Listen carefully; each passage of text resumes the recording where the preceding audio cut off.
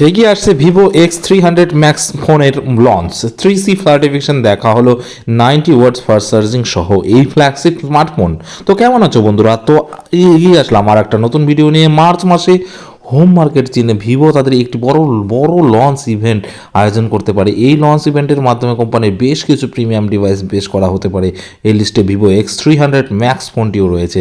এখনও পর্যন্ত এই বিষয়ে অফিসিয়ালি জানানো হয়নি। এর আগেই এই 3C সার্টিফিকেশন সাইটে আপকামিং ফোনটি লিস্টেড হয়েছে। এই লিস্টিংয়ের মাধ্যমে ফোনের চার্জিং ফিচার সম্পর্কে জানা গেছে। চলুন বিস্তারিত জেনে নেওয়া যাক। 3C সার্টিফিকেশন সাইটের নতুন ভিভো ফোনটি V2548A লিক অনুযায়ী শিফস্টার ডিজিটাল চ্যাট স্টেশন জানিয়েছে ভিভো X300 ম্যাক্স ফোনটিতে 6.78 ইঞ্চির এলটিপিও ওএলইডি ফ্ল্যাট ডিসপ্লে দেওয়া হতে পারে। স্ক্রিনে 1.5K রেজুলেশন এবং 120Hz রিফ্রেশ রেট সাপোর্ট করতে পারে।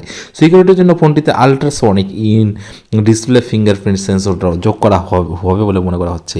এটি অপটিক্যাল সেন্সরের তুলনায় বেশ ফাস্ট এবং তিনি ঠিক হবে বলে মনে করা হচ্ছে। প্রসেসিংয়ের জন্য ভিভো X300 ম্যাক্স ফোনটিতে মিডিয়াটেকের লিস্টেড প্রসেসর দেওয়া আছে। ফটোগ্রাফির জন্য এই ফোনটিতে 200 মেগাপিক্সেল প্রাইমারি ক্যামেরা এবং আলট্রা ওয়াইড লেন্স এবং 50 মেগাপিক্সেল পেরিস্কোপ টেলিফটো লেন্স থাকতে পারে।